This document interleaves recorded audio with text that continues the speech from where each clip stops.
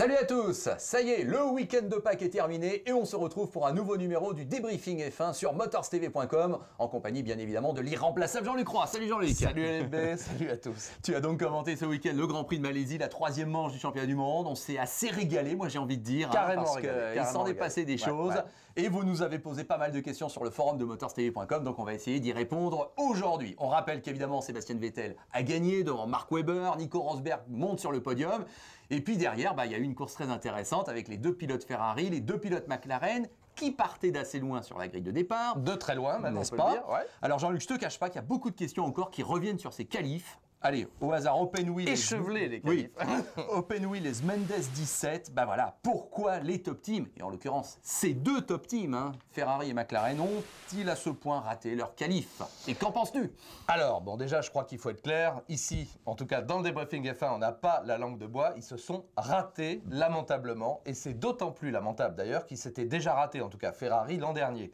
Au même endroit, quasiment pour les mêmes raisons. Donc, c'est incompréhensible. Moi, je ne comprends pas que dans des équipes avec un tel potentiel. Alors je sais bien, on veut pas griller les pneus, on veut regarder les autres, et puis on avait les prévisions météo normalement très précises. Par parenthèse, je ne sais pas si c'est vrai, mais on m'a dit que les prévisionnistes de la météo sont partis par la petite porte samedi soir en ne demandant rien à personne, et surtout qu'on leur pose pas de questions. Bon, c'est vrai que c'est très difficile de prévoir, blague à part, exactement le moment où ça va tomber. Mais en matière de sécurité, c'est le cas de le dire, pour pas se retrouver dans cette situation clownesque, grotesque, eh bien on met des temps dans la boîte, comme on dit, et après on laisse venir. Non, non, là on les a gardés au chaud, et ça se met à tomber trop tard. Alors évidemment, au moment où on les a lâchés, c'était râpé, la piste était limite impraticable, en tout cas très difficile. Donc on les a vus mettre vraiment tout ce qu'ils pouvaient dans le coup, et on a vu quand même avec la pole de Webber qui avait peut-être moyen de faire avec des pneumatiques intermédiaires, mais ceci au bon moment. Donc là, ils se sont ratés.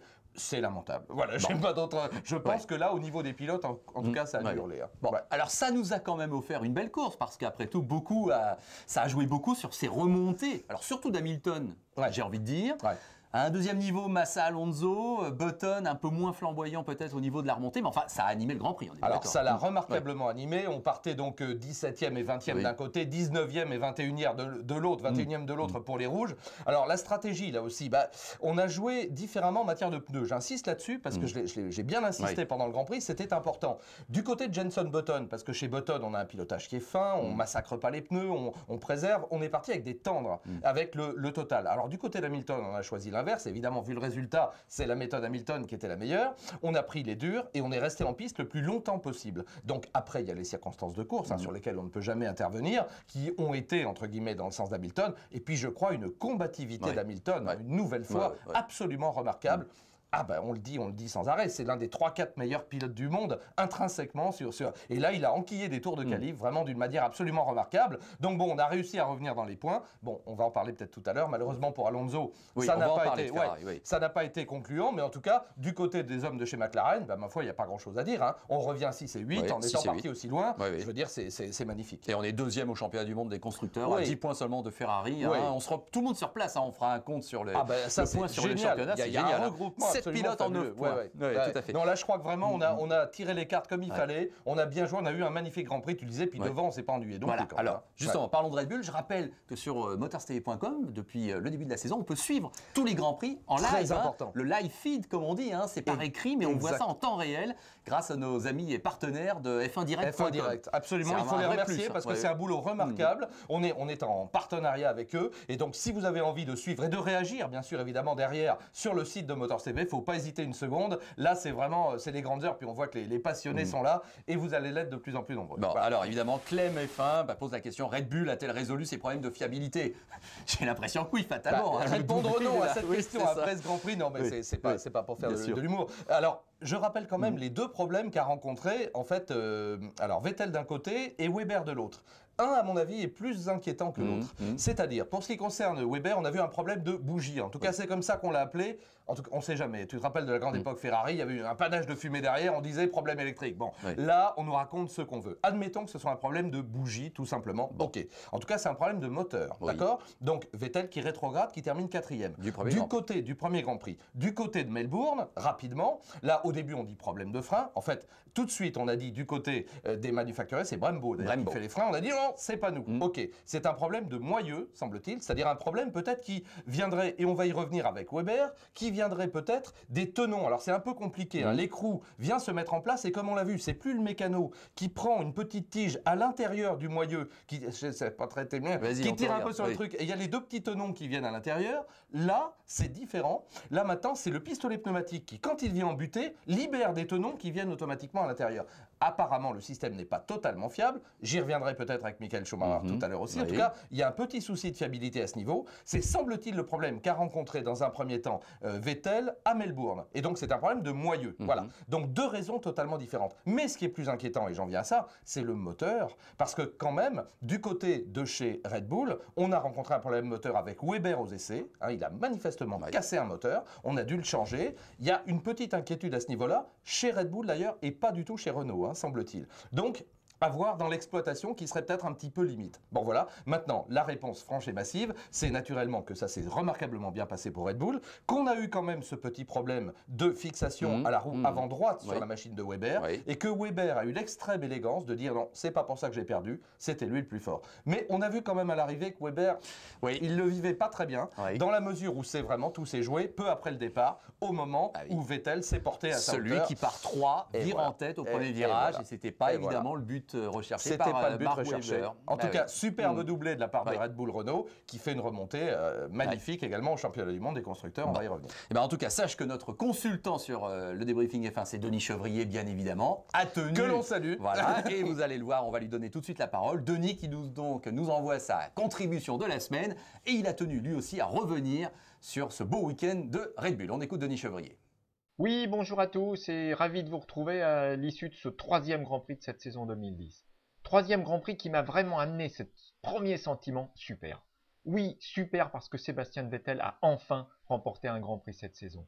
Super parce que les Red Bull ont concrétisé par un doublé leur domination sportive de ce début de saison et d'un point de vue comptable, grâce à ce résultat, réintégrer le groupe des leaders de ce championnat 2010. Ensuite, super. Super parce que si, je pense d'une façon évidente, les Red Bull n'ont pas eu à montrer le maximum de leur potentiel hier, faute de concurrents directs à leur mesure, on a vu que derrière, les autres favoris de ce championnat, à savoir les McLaren et les Ferrari, étaient capables de nous produire des courses extraordinaires dans le futur. On a vu un Hamilton absolument éblouissant hier. On a vu des Ferrari qui, bien que partant très loin, étaient également en position de revenir dans ce groupe pour marquer des points, même si c'était des petits points et qui ne reflètent pas le potentiel de ces Ferrari. Je crois que vraiment là, on a tout ce qu'il faut. On a trois équipes extraordinaires qui auront un potentiel de développement, c'est certain, qui pourront rivaliser entre elles. Elles ont déjà fait le trou d'un point de vue performance pure par rapport à tous les autres. Les Mercedes étant les premiers certainement victimes de cette situation présente. J'ai peur qu'elles aient du mal à revenir, même si il faut faire confiance à cette équipe. Mais devant, les trois premières équipes sont lancées à pleine vitesse et j'espère qu'elles nous promettent une saison 2010 absolument extraordinaire. C'est vraiment ce que je pense à l'issue de ce troisième Grand Prix parce que avant le quatrième, finalement d'un point de vue comptable, on repart un petit peu à zéro, sauf qu'on a beaucoup plus de connaissances. Les 6 ténors sont là et quel ténor! Voilà, quel ténor! Effectivement, il a raison de le dire. On va donner de la Chevrier, voilà. Et le ténor du commentaire, il est là. Hein, c'est bien ça. Vous allez me gêner, vous allez me gêner.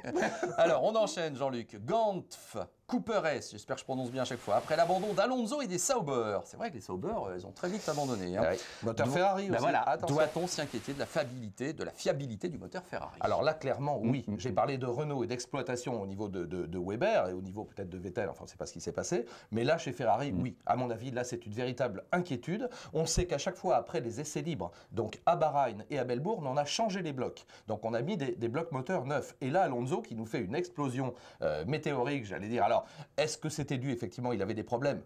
On fait comme on veut, soit d'embrayage, soit de sélection automatique de boîte, soit de logiciel informatique. En tout cas, on a vu qu'il avait des problèmes au moment où il rentrait fort dans les virages, et notamment dans la dernière petite épingle à gauche, avant la ligne droite des stands, on voyait qu'il avait un problème pour rentrer les rapports. Donc, est-ce que le moteur a dérouillé, entre guillemets, a subi quelques pas sur régime, hein, il y a des sécurités pour éviter ça, mais a subi des désagréments?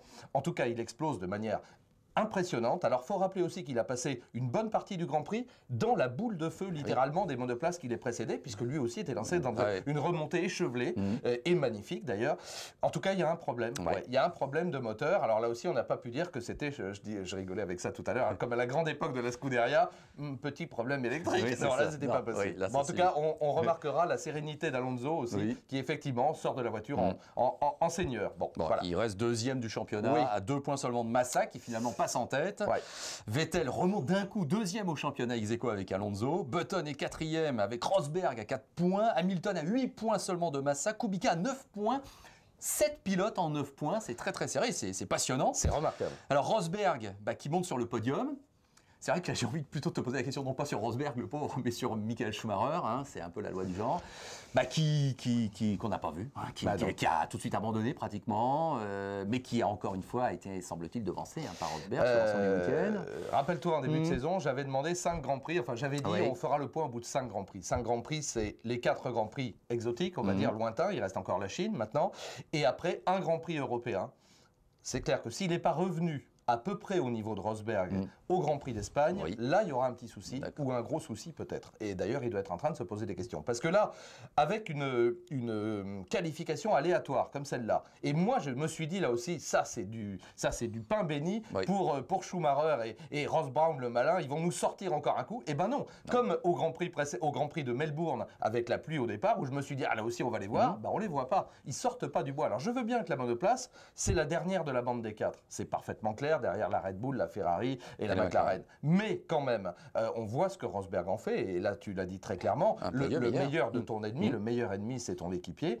Et le Nico Rosberg, il exploite la monoplace au maximum, il se qualifie remarquablement bien, il mène un Grand Prix absolument fabuleux avec le matériel dont il dispose, il fait 0 faute, d'ailleurs les gens heureux n'ont pas d'histoire, il termine à 12-13 secondes des leaders, il fait le boulot comme on dit, et il se retrouve dans le coup au championnat du monde, donc il n'a pas encore gagné son Grand Prix, mais on se dit bien que s'il y a des faux pas d'un autre côté, ce sera pour lui, et là clairement, et en plus, comme il est intelligent et malin, il dit mais je profite de la grande expérience de Michael Schumacher. Bon, la réponse à la question, allez, encore 2 Grands Prix, la Chine et Barcelone, mais si jamais il n'est pas dans le coup à Barcelone, là, il faudra commencer à apporter des réponses et plus à poser des questions. D'accord.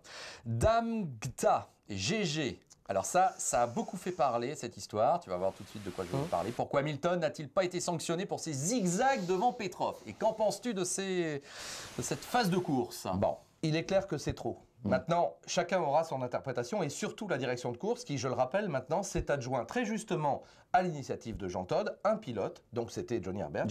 Johnny Herbert, dont les qualités à tout niveau d'ailleurs, de cœur, de 3 Grands Prix dans sa carrière. Voilà. Puis en plus, un type très intelligent, soyons clairs, je ne dirais pas ça de tout le monde, mais de lui, je le dis. Donc un type avec une belle vision. Bon, les manœuvres d'Hamilton, pour spectaculaires qu'elles aient été, n'étaient pas dangereuses. Je m'explique, il venait de prendre l'avantage, donc on l'a vu dans l'épingle, et simplement, il essayait de sortir Petrov de son aspiration. Donc effectivement, il a traversé la piste 3 ou 4 fois, je crois. Si on compte tout, peut-être 4 fois ou 3,5. Allez, donc c'est trop. La réglementation voulait que ce soit 1 à 2 fois. Là aussi, il y a une petite interprétation. Mais au moment du départ, je répète que ça, c'était, et oui, je suis obligé de l'évoquer, les manœuvres de Michael Schumacher à plusieurs reprises, qui étaient alors au moment du départ et avec des adversaires un petit peu à sa hauteur, soyons clairs. Il les emmenait dans le mur ou dans l'herbe. Là, ça n'est pas le cas. Maintenant, je ne vais pas dédouaner Hamilton, c'est trop. Maintenant, là aussi, la direction de course, avec l'appui de Johnny Herbert et en visionnant, a estimé que la manœuvre n'était pas dangereuse, c'est-à-dire qu'elle ne pouvait pas porter préjudice à Petrov, parce que jamais Petrov ne s'est trouvé en mesure. En fait, Petrov le suit à chaque fois. Il le suit. Qu'est-ce qui se serait passé si Petrov avait tenté, malgré tout, aller à droite ou à gauche? Rien, parce que Petrov n'est jamais parvenu à avoir un surcroît de vitesse par rapport à Hamilton et à se mettre à côté. Donc, il n'y a pas eu danger, si tu veux. Maintenant, je pense qu'il va avoir remontrance, carton jaune, et faut pas recommencer à tous les coups. Là, c'est clair. Il est quand même averti. Il a bénéficié, on va dire, peut-être d'un vide juridique dans l'immédiat, mais je pense qu'en briefing des pilotes, on va leur dire, les gars, ça, c'est pas à faire, et sinon, la prochaine fois, bing, c'est stop and go. Voilà. Alguersuari, pas mal. Au passage. Super bien, super bien. C'est pareil, gonflé, agressif, courageux. Là aussi, on a attendu un petit peu pour le jeune Espagnol qui est arrivé en milieu de saison dernière. Mais alors là, pour le coup, moi je dis, excellent Grand Prix. Il est en train de... il a appris, il a mûri, il n'a que 20 ans, mais il est en train de démontrer qu'il a du caractère, de la bravoure. Et moi, j'adore ça. Encore une fois, je parlais de Petrov et Kobayashi. Oui, tout à fait. Et ben voilà un troisième. C'est les jeunes pilotes, comme on les aime, qui tentent crânement leur chance et qui en ont, comme on dit. Allez, tout à fait. Dernière question. je te fais confiance pour aller assez vite quand même. Oui. Dr Drid, un retour de Michelin en F1 est-il vraiment envisageable? On en a parlé ce week-end. Oui. Alors envisageable, oui, toujours. On ne peut pas, quand on est un des plus grands manufacturiers mondiaux et qu'on a connu le passé magnifique qu'on a connu en Formule 1, fermer les yeux sur la première discipline de sport automobile au monde. Maintenant, si jamais Michelin revient avec une situation de monopole, Michelin battrait en brèche son principe de base, qui est de triompher d'adversaires valeureux. Donc moi, c'est ça qui m'étonne un petit peu. Alors maintenant, on a changé aussi chez Michelin, et puis on a le droit de changer d'avis, même sur des sujets aussi cruciaux. Mais pour moi, Michelin est un manufacturier qui vient battre des adversaires, qu'il s'appelle Bridgestone ou Goodyear ou qui tu veux. Donc là, s'il se retrouve en situation de monopole, bah évidemment, dire après, comme le fait Bridgestone, on n'a pas le choix, on est le manufacturier de la Formule 1, bah c'est facile, on paye pour ça, hein, soyons clairs. Donc c'est une place à prendre. Je serais surpris que Michelin batte en brèche cette stratégie qui était totalement contraire à celle de Pierre Dupasquier, par exemple, à qui je rends hommage aussi, je pense qu'il regarde le débriefing. Pierre qui toujours disait, il faut se battre contre des adversaires excellents. À la japonaise, c'est le cas de le dire, c'est-à-dire on a triomphé d'adversaires valeureux, donc on est meilleur qu'eux, donc évidemment tout le monde comprendra, on est encore meilleur.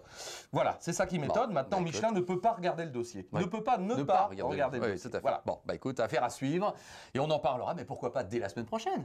Qui te Par dit que la exemple. nouvelle ne sera pas tombée? Parce que la semaine prochaine, Sait-on jamais. ça ne sera pas après un Grand Prix, le Grand Prix de Chine c'est bien dans 15 jours.